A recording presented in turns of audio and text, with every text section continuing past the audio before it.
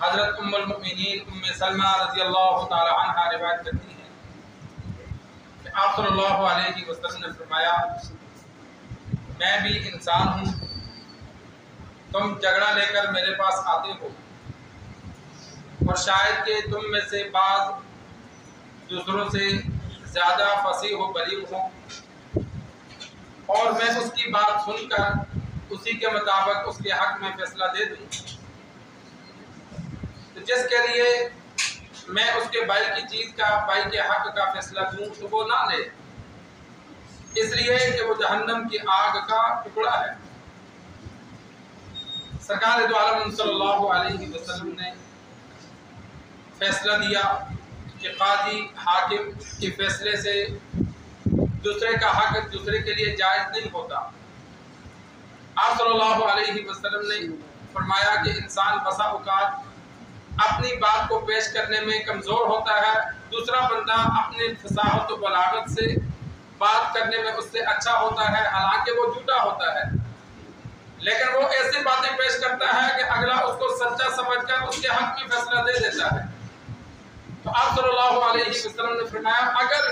میں بھی انسان ہوں، اگر میرے سامنے ایسا فیصلہ آئے اور میں باتوں میں آ کر اس کے حق میں فیصلہ دے دوں، حالانکہ وہ چیز اس کی نہیں ہے، وہ حق اس کا نہیں ہے، تو پھر وہ مت لے۔ اگر وہ لے گا تو وہ گویا کہ جہنم کا ٹکڑا لے رہا ہے، کہ وہ چیز اس کے لیے حلال نہیں ہے۔ سرکار دو عالم صلی اللہ علیہ وسلم کی عادت مبارکہ تھی، غلط فیصلہ اس لیے نہیں ہوتا تھا کہ ایک تو بذریعہ وحی آپ صلی اللہ علیہ وسلم کو بتا دیا جاتا تھا کہ یہ حق پر ہے، یہ ناحق ہے، اور دوسرا یہ کہ آپ صلی اللہ علیہ وسلم کی ذات بابرکت کی وجہ سے مسلمان اور کافر بھی احترام کا خیال رکھتے تھے، جھوٹ بولنے سے بچتے تھے۔ خصوصاً دیہاتی مسلمان ہوتے اگر جھوٹ بولنے کا ارادہ بھی کرتے تو اللہ تبارک و تعالیٰ کی جانب سے ایسا رعب ہوتا کہ وہ رک جاتے۔ یمن سے دو بندے آئے آپ صلی اللہ علیہ وسلم کی بارگاہ میں، ایک نے دعویٰ کیا کہ یا رسول اللہ اس کے باپ نے ہماری جائیداد پر قبضہ کیا تھا، وہ تو مر گیا، یہ اس کا بچہ ہے، اب ہماری زمین اس کے قبضہ میں ہے ہماری، لیکن اس کے والد نے قبضہ کیا تھا، اب اس کے قبضہ میں ہے۔ آپ صلی اللہ علیہ وسلم نے فرمایا گواہ پیش کر، جو دعویٰ کرتا ہے وہ گواہ پیش کرتا ہے۔ تو نے کہا یا رسول اللہ اب یمن سے میں یہاں آیا ہوں، گواہ تو نہیں ہے۔ آپ صلی اللہ علیہ وسلم نے دوسرے سے کہا کہ تو قسم اٹھا کہ جو یہ دعویٰ کر رہا ہے یہ سچا نہیں ہے، تمہارے والد نے یا تم نے ان کی زمین پر قبضہ نہیں کیا، تو وہ چلا قسم اٹھانے۔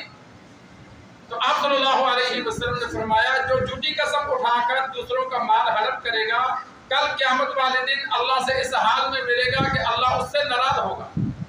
اللہ اس پر غصے ہوگا۔ تو وہ بندہ رک گیا، اس نے کہا یا رسول اللہ یہ سچ بولتا ہے، میں قسم نہیں اٹھاتا، جگہ اسی کی ہے۔ آپ صلی اللہ علیہ وسلم نے فرمایا ٹھیک ہے، جا کر ان کا حصہ ان کو واپس کر دو۔ تو عدالت میں اگر قاضی کسی کے چیز کو دوسرے کے حق میں فیصلہ دیتا ہے تو شرعاً وہ چیز اس کے لیے جائز نہیں ہوتی۔ وراثت میں بھی، وراثت کے علاوہ بھی کسی بھی معاملے میں، رقم کا معاملہ ہے، جسمانی معاملہ ہے، مالی طور پر معاملہ ہے، جائیداد کا مسئلہ ہے، اگر شرعی طور پر جس کا حق بنتا ہے اسی کے لیے فیصلہ ہوا تو درست ہے۔ اگر قاضی نے گواہوں کو دیکھ کر، جھوٹے گواہ تھے یا باتوں میں آ کر دوسرے کے حق میں فیصلہ دے دیا تو قاضی کے فیصلہ دینے سے دوسرے کے لیے وہ جائز نہیں ہوتا۔ جب وہ جائز نہیں ہے تو وہ کھائے گا تو وہ جہنم کی آگ کھا رہا ہے، دنیا میں بھی نقصان، آخرت میں بھی نقصان۔ جس طرح پاکستان میں بعض قوانین ہیں جو شریعت کے خلاف بنے، تو ان میں انسان جہاں اس کا حق نہیں بنتا وہ مت لے، کیونکہ اگر وہ قانونی طور پر تو اس کو حق دے دیا لیکن شرعی طور پر اس کا حق نہیں ہے۔ مثال کے طور پر باپ موجود ہے، 3 بچوں کی شادی ہوئی، ایک بیٹا مر گیا، اب جب بیٹا مر گیا باپ زندہ ہے تو ظاہر بات ہے بچہ باپ کا وارث تو نہیں بنا، بچہ پہلے مر گیا تھا۔ اب بعد میں باپ مرتا ہے تو 2 بیٹے وارث بنیں گے، تیسرا جو فوت ہو گیا اس کے بچوں کو، بیوی کو حصہ نہیں ملے گا، اس لیے کہ بچے کی اولاد، باپ کی اولاد وارث بنتی ہے، وہ بنتی ہے جو زندہ ہو، جو پہلے فوت ہو گئی وہ وارث ہی نہیں بنی، جب اسے حصہ نہیں ملا تو اس کے بچوں کو بھی نہیں ملے گا۔ اب پاکستان میں یہ قانون پاس کیا کہ نہیں جی جو بچے فوت ہو جائیں گے ان کے بھی بچوں کو ملے گا۔ اب اگر وہ ان کے بچے قانونی طور پر لیتے ہیں حصہ، عدالت میں جا کر اپنا حصہ لیتے ہیں، تو یہ حصہ ان کے لیے جائز نہیں ہوگا، کیونکہ جب شریعت نے حصہ نہیں رکھا، اب وہ اگر دوسرے باویے سے ایسا مقدمہ لڑ کے حصہ لیں گے تو وہ ان کے لیے گناہ ہے، وہ حرام ہے۔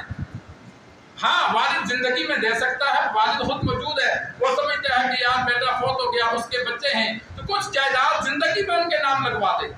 زندگی میں باپ کی اپنی جائیداد ہے، جس کو مرضی دے،